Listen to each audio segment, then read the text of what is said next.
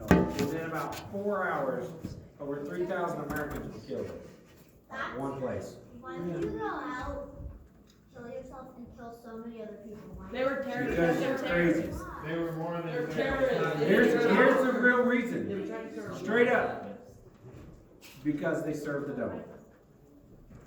That's straight up. That's as straight as it gets. Okay? They serve a God, but it's a false God, and a false God is the devil. It may not be called the devil, but if you don't serve the true God, then you're serving his enemy, which is the devil. Right? That's just how it works, guys. Okay, they may, I'll bet when they was a little kid, they probably weren't like, one of these days I'm going to grow up and lose my mind and go kill 3,000 people. They probably weren't thinking. Why fly in a plane? But, guys, that's what happens, man. You start doing a few things that's wrong, and that begins to grow, and it gets worse and worse and worse. So this is what we're going to do tonight. We're going to have a short session where we're going to tell some stories about where we were and what was going on with us on 9/11. Okay? I'll go ahead and start. And it's going to be the adults in the room that was actually alive during 9/11. Hey, I can tell you I wasn't. Seriously, guys, 9/11 was right up there with like, it is the worst terrorist attack on U.S. soil. Okay, it is. Most people Was did. it the first? No, it is not the first, but it is definitely the worst. Was it the highest death toll? Yes, that would make it worse. So on 9/11, here's the deal. I was in Florida. I was not married to Jen. I was an industrial electrician. I was working on a power plant. So Florida's time zone is the same as we were. So, like for Miss Jen, when that first one hit, she may not even been awake. I don't know. But for me, I was already at work. I'm like, where we worked, we had like these big trailers. They were a semi-trailer that they set on the ground, okay? And they were full of tools. And we'd be out here working on something. If we needed a tool, we could go up there and be like, hey, I need to use this particular tool. They would send it out to us, then we would go out and do what we needed to do and take it back, especially tools that we wouldn't normally have. So I'm working with this buddy of mine that's always saying stupid junk. Who's got that buddy that always says stupid trash, right? We all do, right? If he's sitting beside you, point at him. All right, now. Where are you at? Right here. So here's the deal. My buddy comes and tells me it was a normal day. I went to work, normal day. My buddy comes and tells me, he's like, hey, the plane just hit the Twin Towers. And I'm like, dude, you are so stupid. You wouldn't believe anything. So I never thought nothing about it. I went on up to the tool shed. And I'm standing in line, and there's like 3 or 4 people in front of me, and I'm standing there. And you would have to wait sometimes like a minute for the guy in front of you. I've been standing here like 10 minutes. Finally, I'm like, hey, what are you guys doing? And they turn around, and they're like, a plane just hit one of the Twin Towers. When that plane hit that tower, that plane was full of jet fuel. Okay? Planes carry their fuel in their wings. So jet fuel it's got a really high heat when it burns. Okay? So what these terrorists figured out is if we take a plane and crash it into the building, that building can withstand the actual crash from a plane, but it can't withstand the heat that is generated from the plane being on fire and the jet fuel being inside the building. So that's what they did. So when they crashed it into the first one, it's like a quarter of the way down the building, and it starts burning. Now all that steel in there is getting weak. So when I get up there, like it's just about the time the first one goes down. Guys, it was a pretty big deal for me. They shut the job down. I was 1,000 miles away, and they're like, we're done, go home. They sent us all home. Everybody in the entire town went home. It wasn't like you guys hear of you know how you guys hear of like mass shootings? And it's like, oh, did you hear that mass shooting? And you're like still at school, right?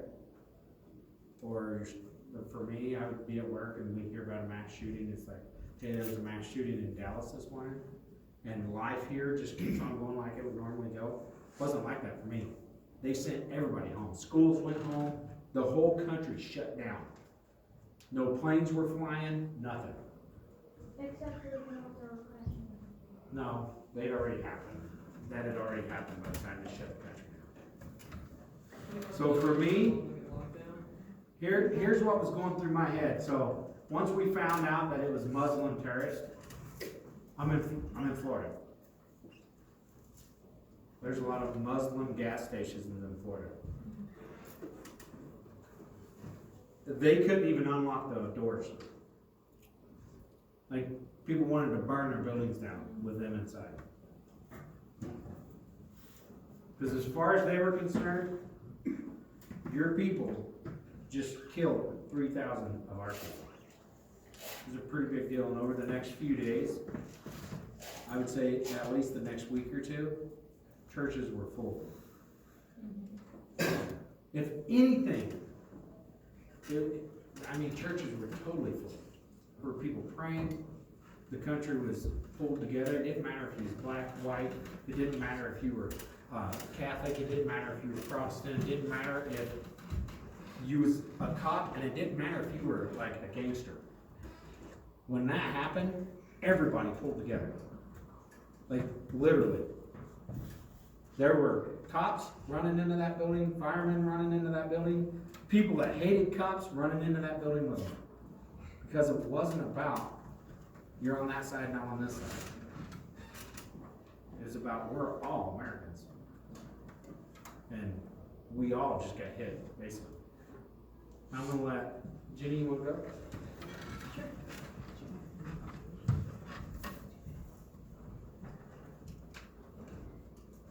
So, like you said, I was in California, I was in Southern California. And my daughter, who is now 22 years old, almost 23, was 4. And she was in preschool. And I worked in downtown San Bernardino at a 12-story high office building. I worked on the 11th floor. You were in New York, right? San Bernardino, no, Southern California. So it was in the middle of a not fantastic area. In the office building that I worked in, it's a government building, and we had people that would host rallies against all kinds of causes in front of our building all the time. You know, a lot of times we would go out, there's a major security thing that we had to go through to be able to get in and out of the building. And you would be pulling out your ID so that you could get in and out, and it was like, oh, don't go that way, someone's protesting something. And so you know, kind of have to sneak out the back exit to get to the parking structure.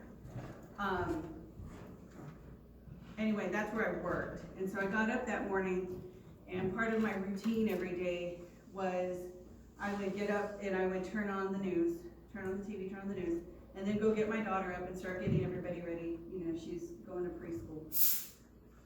And so I turned the TV on, turned around, didn't even look at it, started heading for her room to wake her up, and I hear that a plane hit the Twin Tower. I'm like, how did a plane hit that? And I thought, well, I'll look at that in a second. That's weird. That's probably a movie, is what I was thinking. They're probably talking about some movie that's coming out. They're always doing these crazy. And you know, so I'm like going and waking up my daughter and helping her get her cereal and stuff. And as I'm settling down and getting ready to get ready for work, I just as I walked out, I'm looking and they're talking and they're showing, you know, there's a plane stuck in the building, there's smoke coming from it, and I'm just kind of in shock. How did that even happen? I'm still thinking this must be an accident. That's like a crazy bad accident with someone like way messed up, or you know, I was like, what in the world? But it was enough to kind of freeze you in your tracks, like way wrong. I mean, now you would look at that and you would just think that that's happened before, but that hadn't happened before. And so just as I turn around and I'm really kind of getting sucked into the story, the second plane hits as I'm watching. And it was just like, oh my gosh. And I'm thinking, that's all the way in New York, but they're attacking, something's going on, and now they're starting to confirm, this actually looks like it was an attack on the news. People are saying stuff on the news that they don't say. You know how they're always real super careful what they say on the news? Don't put out too much information, don't freak people out. There was no filters on people. People were saying stuff they don't say. And it was really scary, and I'm having to get my little 4-year-old ready. And I'm like, I don't want to go anywhere. I don't even want to leave my apartment, much less go to my 12-story high government shiny office building. But, you know, actually I had just gotten in trouble for calling in sick too much, so it's like, dang it.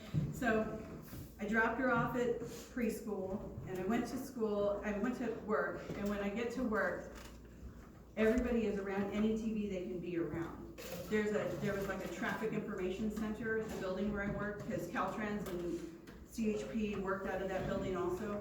It was really high security, and so I even went by there, and everybody's just glued to the TV and all the cameras that are out on the highways all over the place. I mean, everybody's watching because nobody knows what's going to happen next.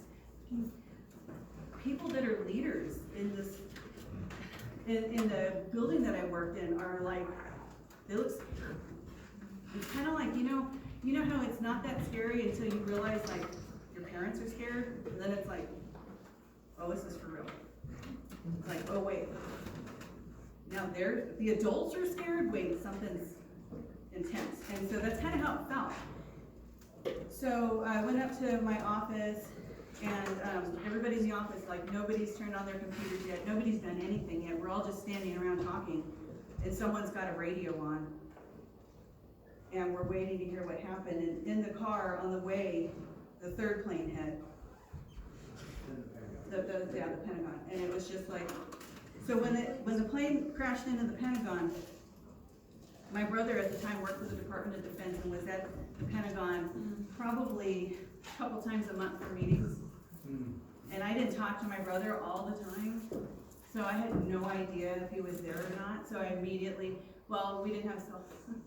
And when I got to my office, I immediately called my brother, and I went to his voicemail. So I probably called him like 10 times, nothing. And I find the last time I called, I left a message, and I just was pleading, please call me. I know you know what's going on. You probably know more than I do. Please call me.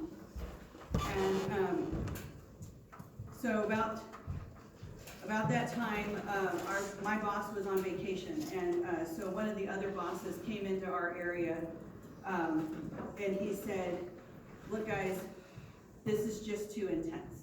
This is just too much, and we're in this building that's kind of like a target, and we don't really know what's gonna happen.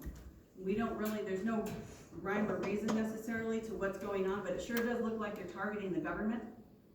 So go home now. And I went, it's just like, right now. I followed him out of our office and into the elevator, and I heard some of the scariest conversations in that elevator I've ever heard among people who were way smarter than I was. And they were talking about, who do you think did this?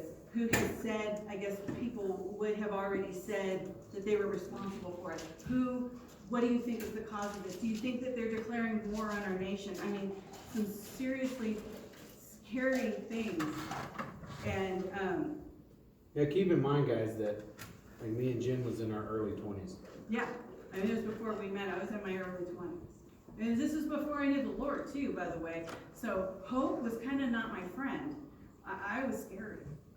And all I wanted was to go grab my daughter and hold her and cry, but that wasn't going to help anybody. So I went to her preschool, and I picked her up, and we went home, and I walked in I walked in the door, and I turned the TV back on, and I put it on Nickelodeon for her, and it was the news. And I went, oh, what in the world? They're still showing all this stuff, and they're, with this expert and this airplane, and then the airplane that crashed in the field, and And I'm like, well, I'll put it on Disney. And it's the news. And every single, literally, I mean, we had all kinds of cable channels, we had all, like everything, and every single channel was the news. And I was like, oh my gosh, okay, so I went in my room and I put on, I probably put a news channel on. And then what I did is I put a movie on for my daughter in the living room, and I was like, I'll be back. And I just kind of hid in my room. And while I was ducked out in my room, my brother called. And he's like, calm down. You know brothers are. I'm fine. And I was like, okay, but you scared me. And, you know, where were you? He was in the shower. He was like, look, I'm in Ontario. I'm not at the Pentagon. He said, to be honest with you, I'm supposed to be at the Pentagon, and I'm trying to get on a plane to get out there because I want to help. He said, so that's probably not a big relief, but I'm okay. And I was crying because I was relieved. I had already talked to the whole rest of my family. And he said, why are you crying though? Like, you know, everything's shut down. I can't even get on a plane to DC because everything is shut down. He was trying to get on a military plane. And because I feel so helpless, there's nothing I can do, and I'm watching the news, and they're saying this and that. I was telling him everything that he said on the news, and I tell you what, he gave me the very best advice I've ever gotten from my brother, and I still hold to this today. He said, turn the news off. And he said it like that because he's my big brother. He said, turn the news off. All they're doing is telling you the same information over and over and over again, and they're getting you all worked up. And that's their job. And I was like, no, it's their job to inform me. And that's also their job, to make me think it's their job to inform you. So I did. I turned, he said, go, okay. He was like, what's Courtney doing right now? And I said, oh, she's out in she's out in the living room and she's watching a Disney movie. And he goes, okay, perfect. Turn your TV on and go watch Lion King or whatever she's watching. Go sit down and watch that with her. That is the best thing you can do with your time. And really, it changed me from then on. I was like, okay, and I did. And when I went to work the next day, everybody was still talking about it, like in fear. Everybody was still scared. A lot of people didn't come to work the next day. And I was like, I watched Lion King. I needed to bring it down several notches. I was the youngest person in my office at the time, so they just didn't think too much of it. But it was just something that it was so strange, and it was so strange to see. I mean, just everybody was so, they had so many questions. Everybody had questions. Those people that you normally would say, oh, they know, they have a handle on it. There's so many questions. And that was a rough day. Is that why you don't let me watch the news? Well, I don't let me watch the news. The news is weird. They control you. Most of But the Miss Jen, how old were you? How about you, Henry? You want to How old was I? There's a lot In her of 20s. Let's see. 22. I would have been 22. Thank you. In my story, a lot Well, of that's about right. Hey, Jim. All right. All right, Jen's story, super entertaining, right? Listen. Jen has a lot of information about 9/11. However, I was 5. So my story was, I remember not going to kindergarten that day and going to my mom's office, and my sister didn't go to school, and we sat in her office in the back room, and she brought a TV to work. So that way while she could watch us, she could watch the TV and work at the same time. She worked in a small little doctor's office. There's only 3 people that work there, like super small. So, I mean, to me, I knew like something was going on, but I didn't understand what was going on. I mean, I was 5 years old. How do you understand that the country is being attacked? Our school still did go on. We still did have school. Most of my classmates still went to school. I did not go to school. Our little because we live in a small town, so I mean, the worst that happens in that town is you get a speeding ticket. Or you get a ticket for honking, for excessive honking, like, that's a real thing. Dave, if I see you, don't call. You don't even You can get sick for it, just, you know. Okay, but mine, yeah, no, I'm serious, 5 years old, I don't remember much, I just remember the panic. So that's pretty easy. I'm sure that Jimmy's got a different story. Let's go, Jimmy boy. He was about 2,500. Hey, here's the thing, guys. I was close. It wasn't like it was just a one-day thing. There were people buried under rubble. We had to dig them out. And that took weeks. There were people under rubble for days. They survived.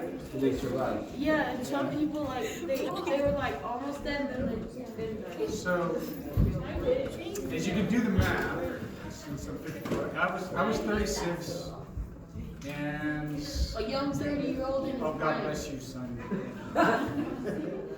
Very different experience for me. Is I remember I got up because I was living out in California. I was living in Sacramento.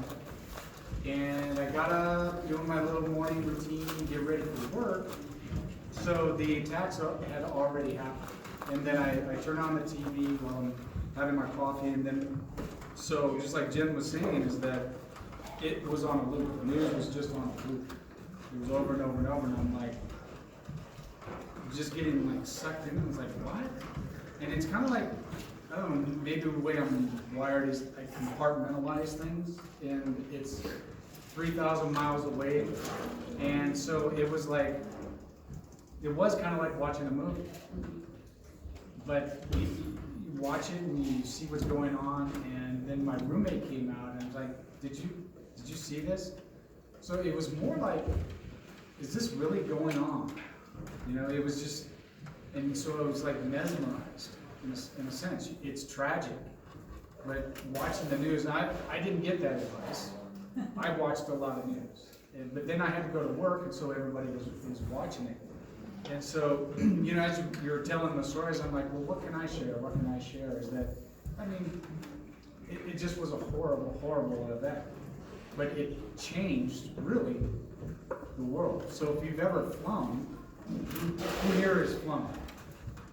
So, you know, you gotta take your shoes off, you can't drink water, you can't bring water on the plane. I went to Japan and I had Right? That's all.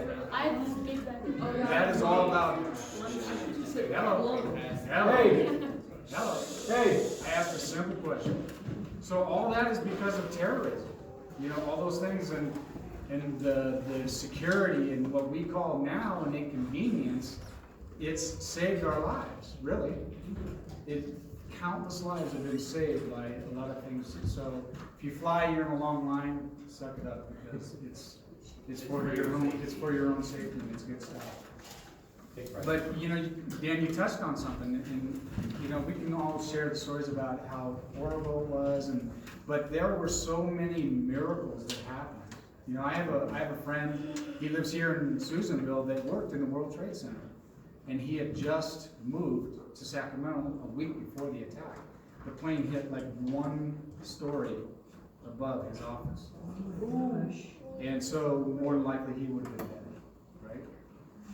And so, but you hear about, over the course of years, you heard all these amazing, amazing stories too. And then I actually went on a road trip in 2006. This is 5 years later, and it was still a big hole in the ground. And so I was in New York, and I don't know if you've ever seen the picture of the steel beams that kind of were left. It was a cross, and there was a piece of metal that landed on it, and it looked like a shroud. And that was there, and I chose to try to, I guess mentally or emotionally, whatever, I chose to try to look at that, the miracles and listen to those stories. But I remember walking on the beach in San Diego, and it was not too long after, and there was a fighter jet coming down the beach, and I kind of half jokingly said, Lord, I hope that's one of ours. you know? So it really just changed the world. But Dan, you were talking about the churches were full. Bibles were flying off the shelves, and a lot of talk about end times and things like that. And, you know, even Hollywood, it kind of like turned down their rhetoric, and the politicians, whether they were telling the truth or not, they did have kind of like, okay, let's get together and we need to do something, right? That whole thing about the churches being full and Bibles flying off, it lasted maybe about 6 months. And no more attacks, you know, especially to that degree. And the news started to kind of slow down, and, you know, the thing that I found interesting and how, you know, when you're telling the stories, how I could pertain it maybe to you guys, because it's happened before you were alive, is that so many times, like a tragedy can happen in your life, or some world event that just shocks the country or shocks the world. And then when you have a tragedy in your life or something, we tend to want to turn to God, right? And then God brings peace, or He helps you get through it, and then it's like, everything is, oh cool, I'll go about my life. But what if we lived our lives that close to God, that dependent on God, and having a hunger for like, God, you know, I need you so much.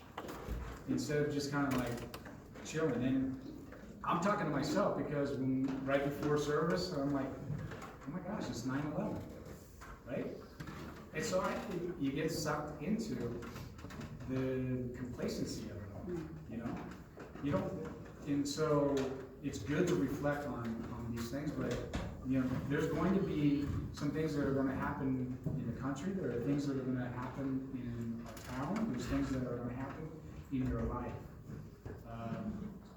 The thing that I would maybe want to encourage you is draw close to God before the tragedy, not just when there's a tragedy. And if there is, and you draw close to God, stay in that place. Stay in that place of where you just really need God and His strength and His comfort. Were you saved at this point? I was, yeah.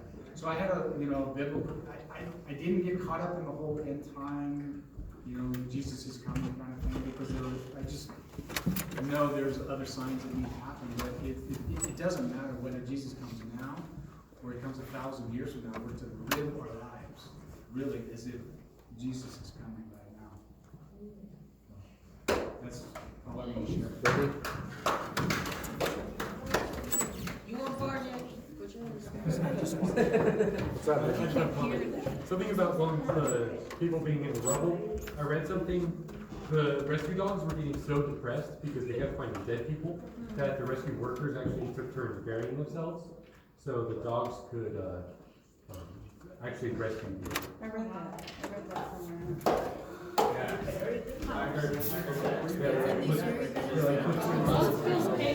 Alright, let's go. Miss Brittany was younger than me. Yeah, I was in high school when this happened. Junior.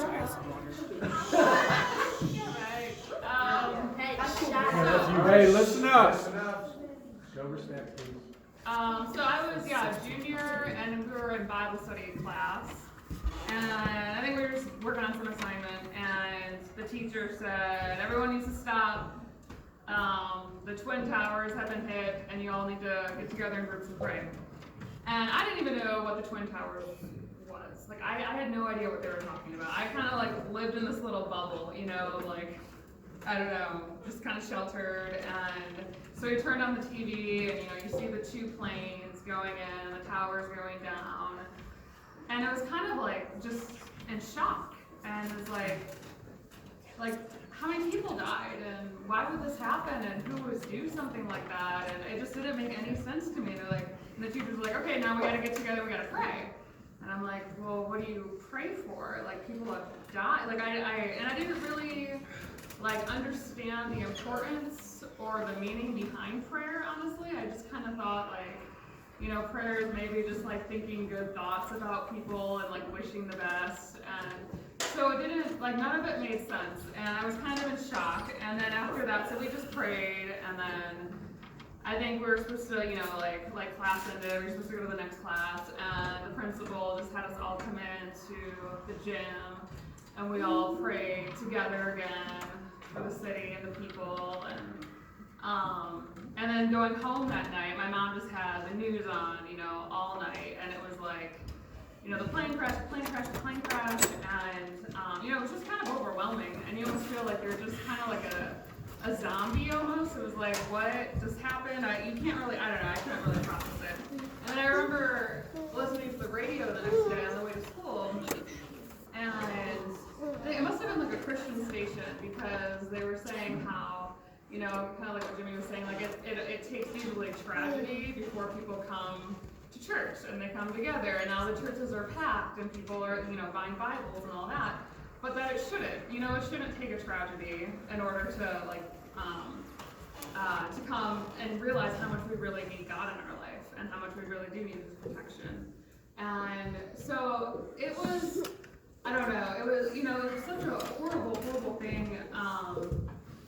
But I think for me, it was a way for me to really kind of think, like, is prayer actually, does it actually work?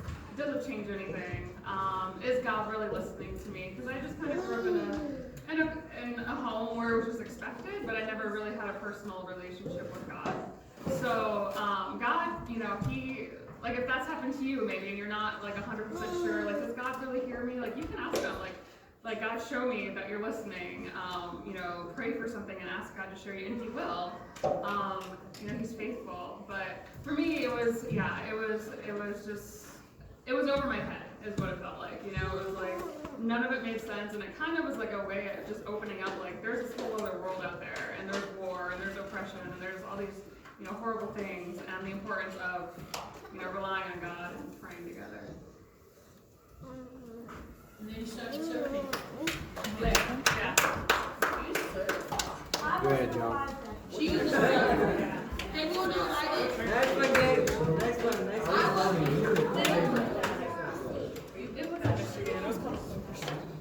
Alright, guys. I was thinking, what's her name? Mom brought a TV to work. Like, that'd be a lot of work, but TV. I was in Reading, living with a family that took me in when I was going to school, and I was so rudely awoken because I slept worked all night, so I was asleep, and knock on my door. Hey, come look at the TV. I was kind of irritated, so like, what is so important on TV? You're gonna wake me up. So go in there and look up the TV, and there's the towers smoking. It was really kind of surreal because they were saying what's happening. We're under attack, and you could feel the energy in the room. Everybody watching this. It was like this kind of, what do we do? But you know, is life as we know it totally going to change? And it kind of did. So, so we were under attack. It was, I guess, the feeling that I remember reading about when in history class during we're reading about Pearl Harbor, and when that attack happened, the country was just stopped in its tracks. So that was kind of the feeling.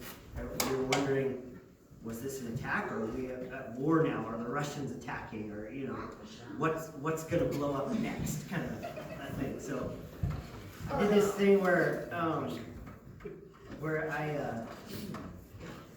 I asked the Lord what He thought about it, and I didn't feel that He was afraid. I didn't feel like God was worried about it, so I wasn't too worried about it. So it felt like me, it was just an incident rather than war or whatever. Their daughter, who became my sister, was in New York City, about 9 blocks away. That's closer than here to Walmart. They were in a hotel, a high-rise hotel, and she could see the smoke and fire. It was like a bomb that went off. They felt the vibrations through the ground and up that building. Okay, boom, it shook. And so they were watching out the windows, and when the other airplane crashed, they saw it. She looked at it. So she tried for about an hour to call home because all the lines The towers, cell towers were busy. Can you imagine the population of that entire city trying to call out?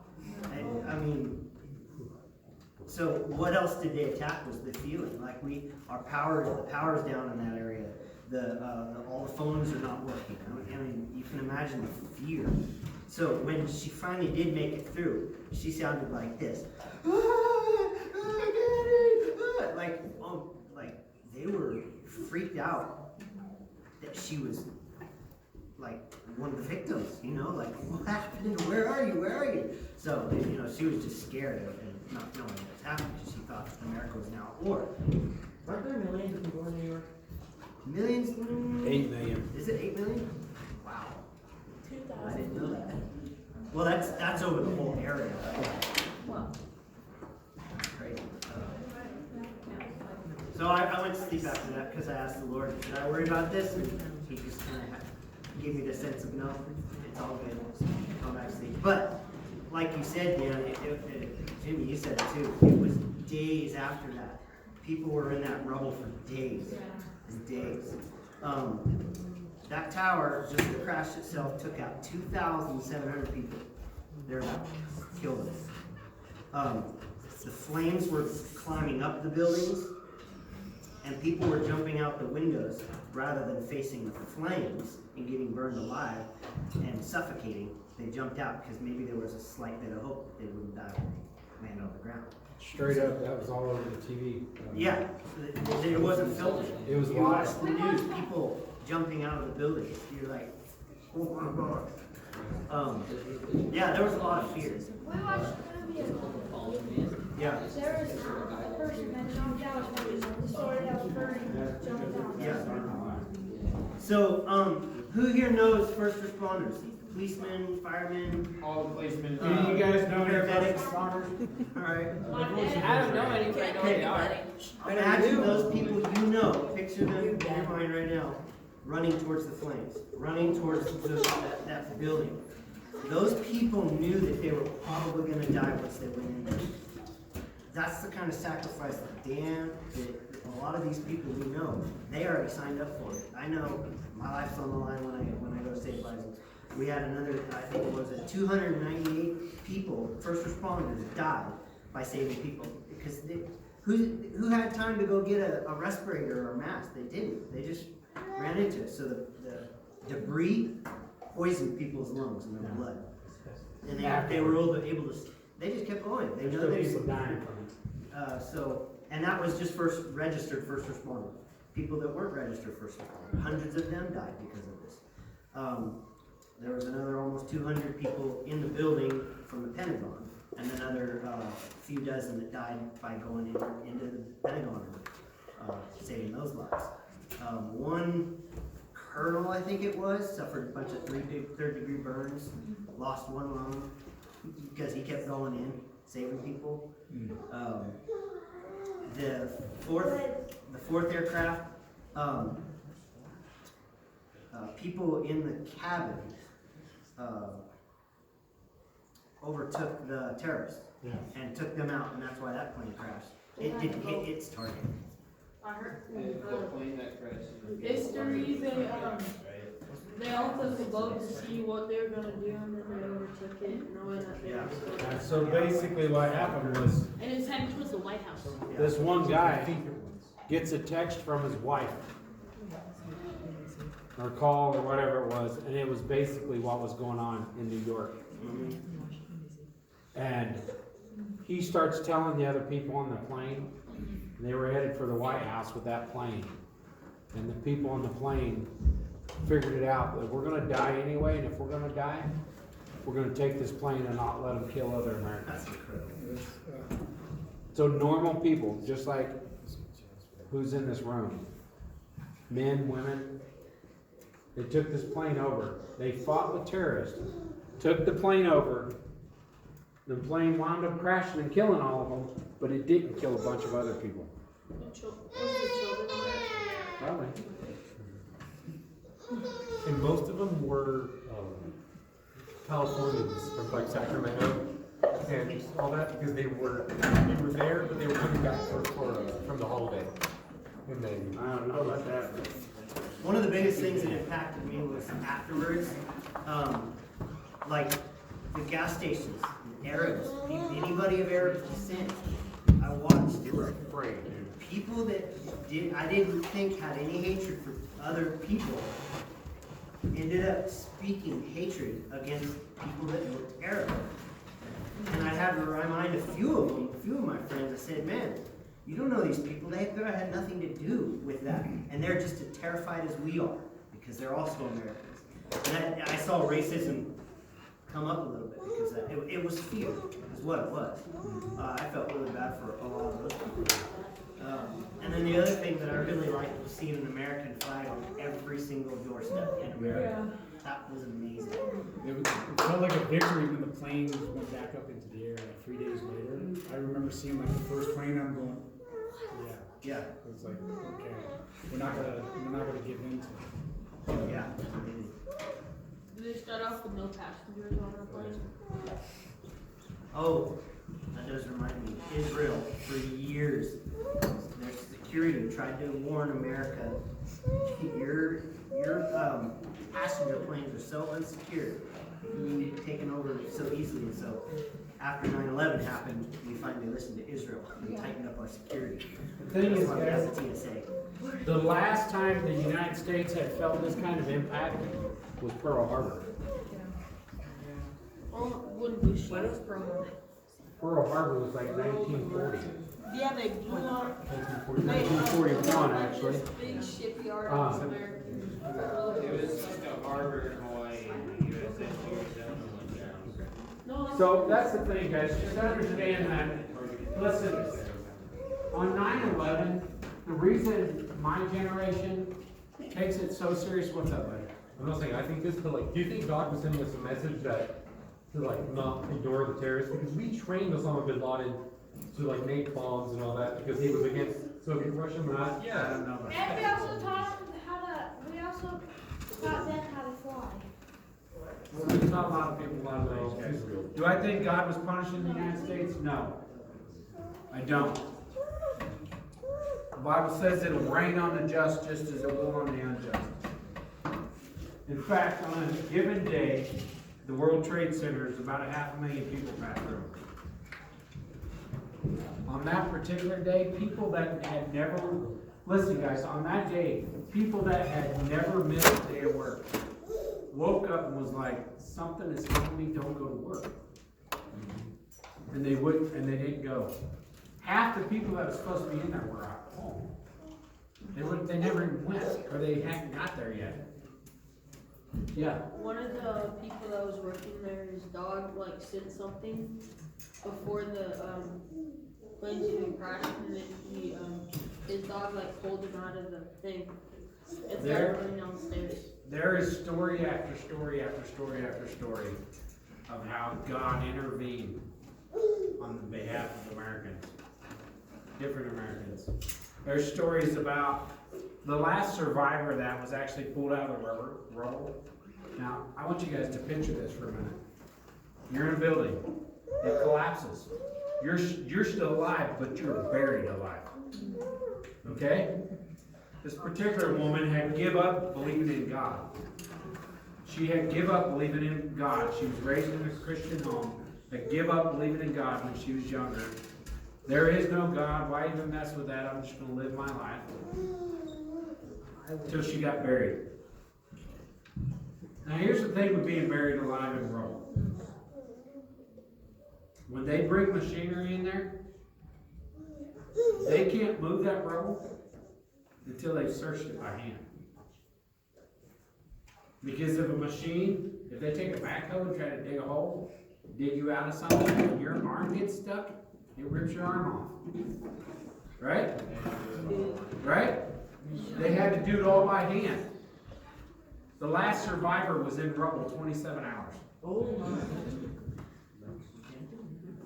I think it's 27 hours. Maybe it's 27. Wouldn't they like start running out of oxygen and dehydrated? No, they were there for a day and one evening. Yeah. Okay, she was the last survivor. We found people days and days and weeks after. The last survivor was under rubble 27 hours. As things would continue to, it's not like when it fell, it just all the fire went out. The first one fell, whoever's under rubble, they can feel the second one fall beside them. Can you imagine being buried and you're thinking, I'm still alive, but you can feel these huge concrete rocks moving around you? And this particular woman started to pray. She prayed for 27 hours. And she said that there was an angel that wrapped his arms around her and was holding the stone. See, guys, the reason we bring this up is God was there. When 9/11 happened, God didn't forget America. See, God gave us. He gave us the choice to choose whether we're going to do what's right or whether we're going to do what's wrong. Right? He gave us all that choice. Sometimes we choose to do what's right, and sometimes we choose to do what's wrong. These people that did this, they chose what to do what was wrong over and over and over and over to the point of where they murdered 2,700 people. It was, by the time you figure out in the people that ran into the building and died. So there were people that were first responders, like Mr. John was talking about, that ran into the building. There's actually about 400. I think there was 343 firemen and about 60 police officers that ran back into the building, and the building collapsed on them. Okay? But guys, these guys that did this, they had to make a choice. I can do what's right, or I can do what's wrong.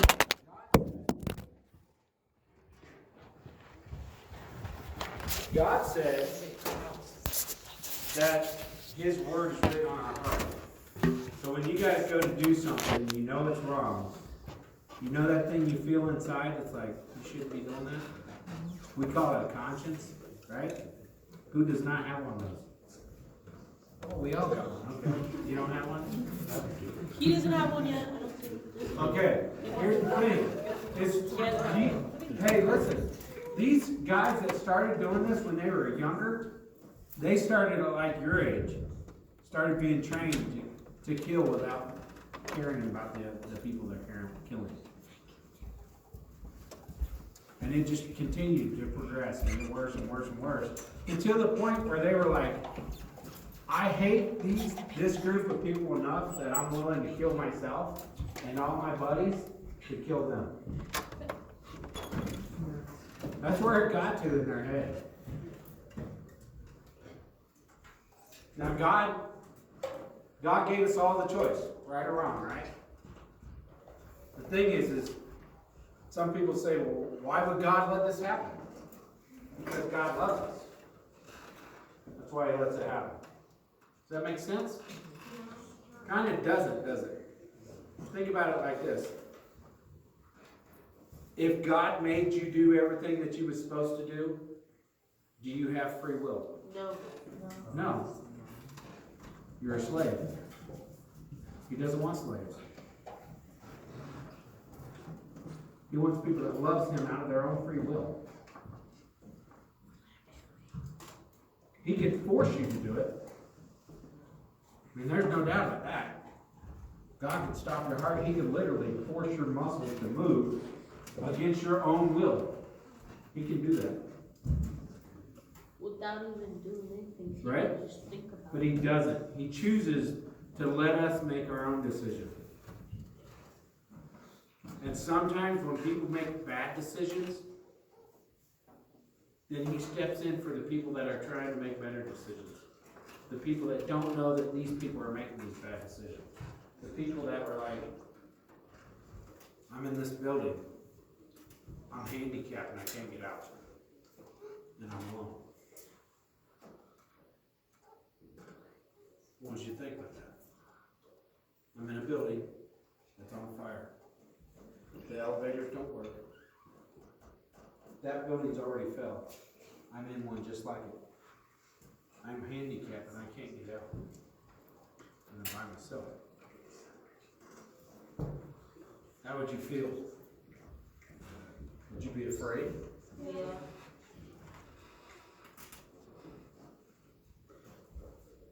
One of that guy's co-workers went in there and stayed with him until the building fell on a boat. So he wouldn't die alone.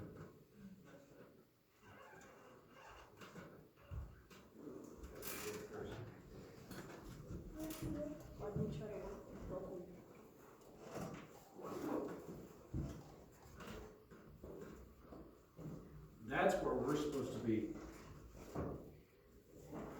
I read today about the Good Samaritan. The Good Samaritan was a guy that come up on somebody that had been injured. And all the people that was supposed to be church-going people that was supposed to stop and help him, they just walked on by. And this guy stopped and helped. And it cost him a lot. How about the guy that ran back in and stayed with his disabled friend? What did it cost him?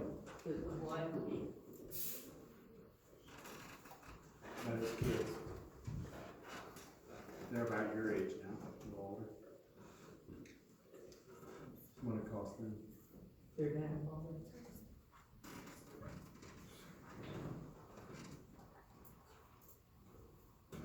We have to make good decisions, guys. Because bad decisions snowball.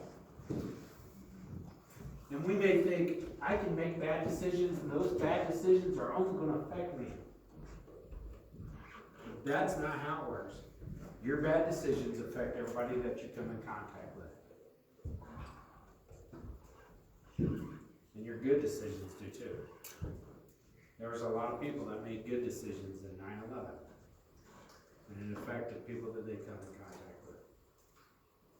There were people in 9/11 that came in contact with people that were making good decisions, and it changed their lives and their futures.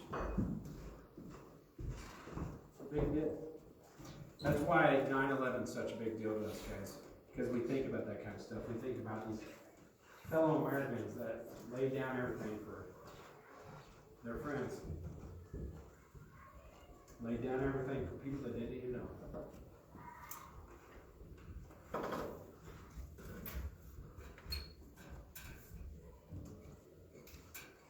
This really was not where I had planned for this to go.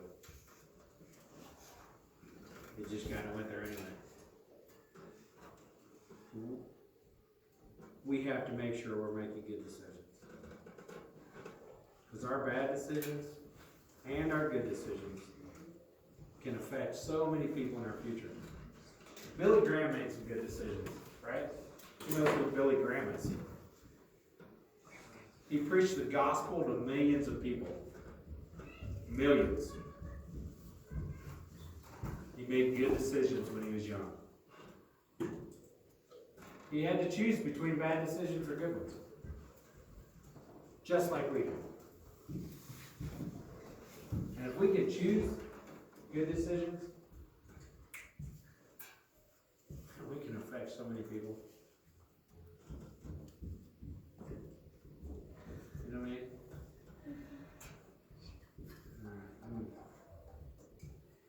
I know that was kind of heavy, and I didn't plan it to be that way. It just came out that way. I like learning the best.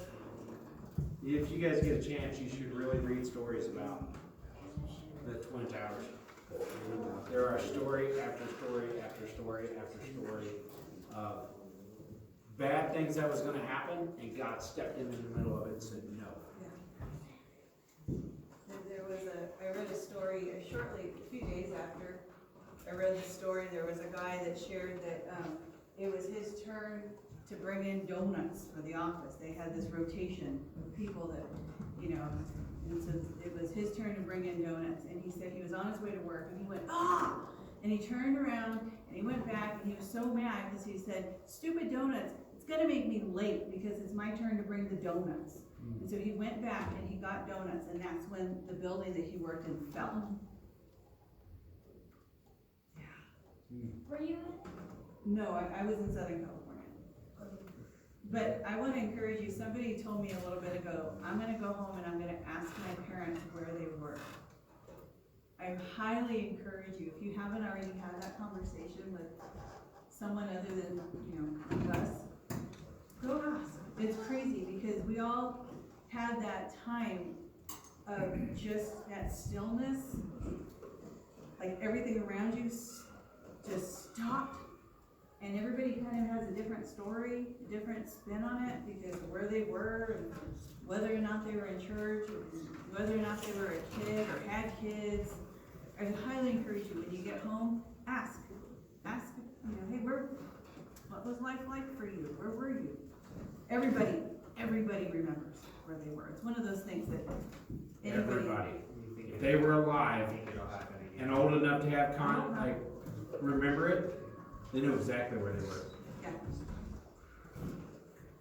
What's up? Where were you? Is it Florida? Who was the first one? What's up That was there? my buddy. Arm cut open, almost died. Well, no, yes and no. It was crazy, but it was everybody. I mean, that's the thing, is you would walk up, if your neighbor, okay, so that, during that time, if you got home and your neighbor that nobody ever talks to, and I'm not talking about being high and mighty here or being better than somebody else, okay? I'm talking about, sometimes there's someone that lives in your neighborhood that nobody really talks to, okay? And you saw them struggling, nobody thought anything of, here, are you okay? Nobody thought anything of that.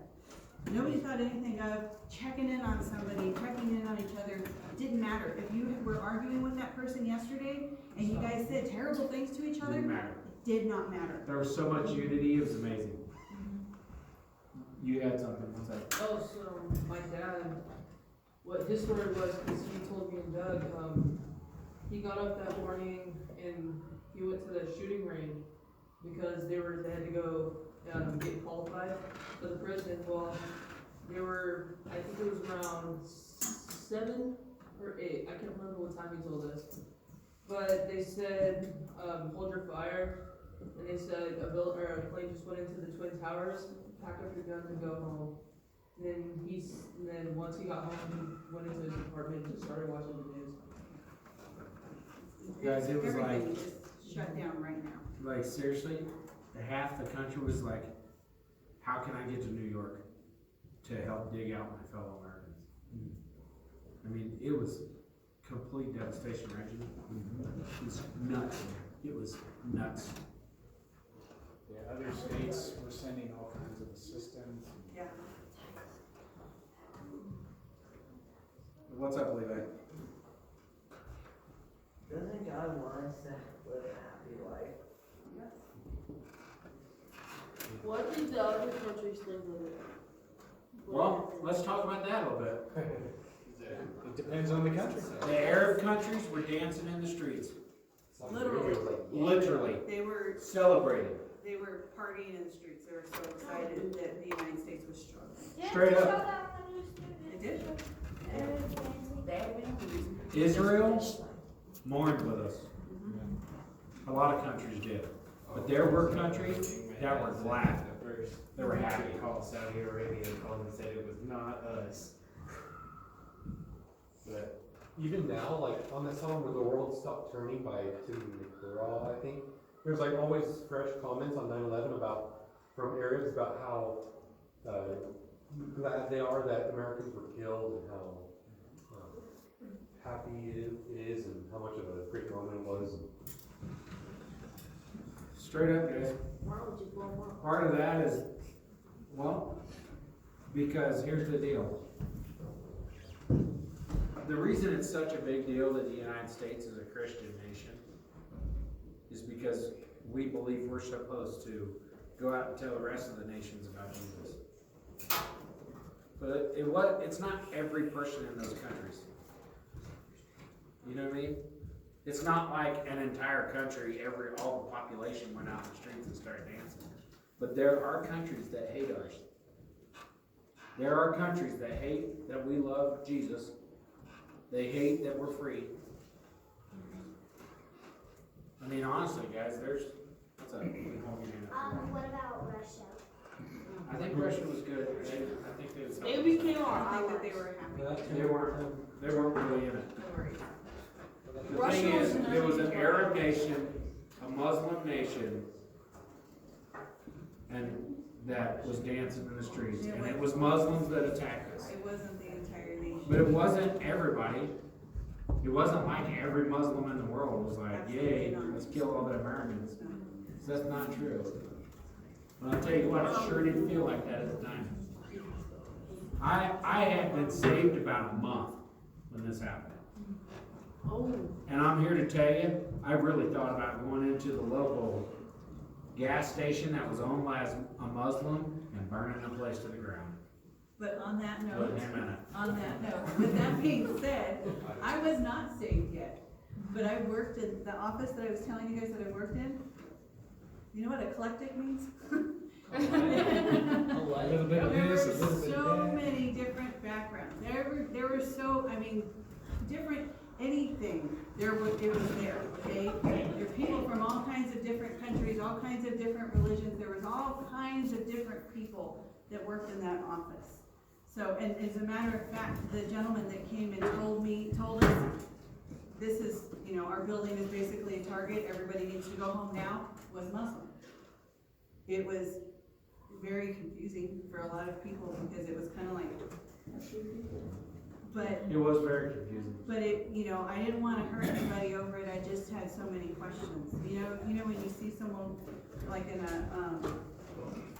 a meme and they've got question marks all over their head, like all over up above them. That was me. It was probably a lot of us, but that was me. And I was like, I wanted to ask, hey, do you know why this happened? Like, you know, I really wanted because I was just genuinely like, what's going on? So it, you know, it was really confusing, really trying. Odds are in you guys' life, something like that will happen. Something that, it'd be something you remember, where you were. It happened in my dad's life, in my grandpa's life. Everybody that's as old as my dad, if you ask him, do you know what you were doing when John F. Kennedy was shot? He can say, yep, I know exactly where I was at, what I was eating. He can remember his meal. John F. Kennedy was a president of the United States. He was assassinated in Dallas, Texas. Everybody from that era, that generation, they remember exactly where they were. Everybody that was from the generation where Pearl Harbor was attacked remembers exactly where they were. Everybody that's from the generation of the Twin Towers, 9/11, remember exactly where they were. And one of these days, the odds are, one of two things are gonna happen for you guys. Either one, there's gonna be another thing like this and you're gonna remember exactly where you are, or the Lord's gonna come back. And if the Lord comes back in your lifetime and you are ready to go, you're not gonna care where you were. And if you weren't ready to go, you will remember exactly where you were. Because it will be total chaos. Hey guys, it's September 11th. Let's say the Pledge of Allegiance to the flag, okay? Anybody want to lead?